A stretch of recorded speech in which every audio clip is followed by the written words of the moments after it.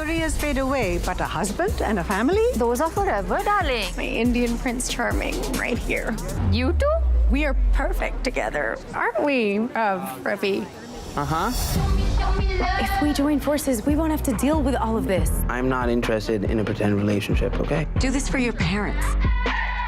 At least until wedding season is over. Listen, there's been so many, rom-coms out there, and those couples are great, but they kind of feel like a movie romance.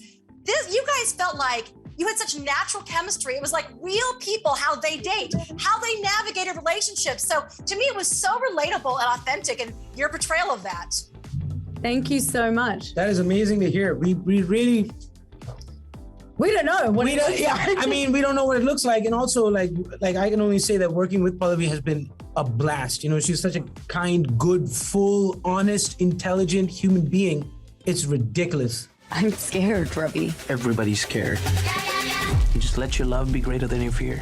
I love this movie. Takes all the traditional elements of, pressures to get married from the family and society, but it's also got this modern path. That was the plan. We're trying to... The idea behind all of this, maybe to a degree, is trying to tell a specific story about a certain group of South Asians in the world we live in today in North America or in Jersey. Yeah. So, of course, all these things come into play. We have this trope, which is a South Asian woman and a South Asian guy. Their parents want them to get married, and the idea of the Indian wedding, one can say that it's stereotypical or it's cliched. Why is it always about an Indian wedding? But I actually think it's a beautiful lens through which to witness a culture play out this way, and the nuances of that culture, and the fact that it is actually not just weddings, and it is not just fun and games, and it is not just samosas and butter chicken, and we're elevating beyond the lowest common denominator of how this community Butter is chicken witnessed. is very elevated. It's not. This film is not the butter chicken of Indian culture. Let's put it that way. I know Ravi's not perfect, but I feel he's your happiness. Listen, it's taken a long time to get here, where we're finally seeing some representation in Hollywood. But when we do it, we got to do it right. And you can't just do it in like you said, a stereotypical fashion. You have to do things how things really are in today's society. So I love that balance and the nuances to show this beautiful culture, but done in an authentic, real way.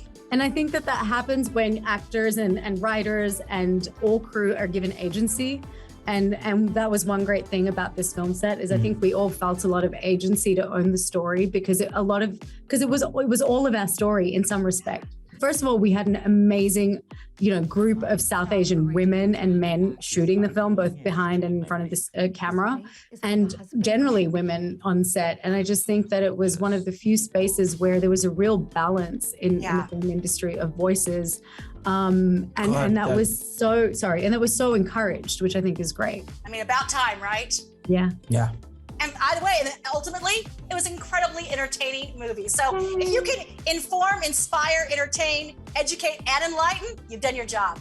Absolutely. Wow, that was really good. I got to write that one down. Well, you guys, all you got to do now is come to Vegas. We are the wedding capital of the world. It's always I know, wedding season 2. Where's the wedding? Maybe it's in Vegas. I think it's in Vegas because, listen, J-Lo and Ben will officiate because they just got married here. So it all works out. Oh my God, That's amazing. So funny. I'm sure Ben can direct. J-Lo can be like your maid of honor and all works. If I could do a Bollywood dance. J-Lo can do a Bollywood dance.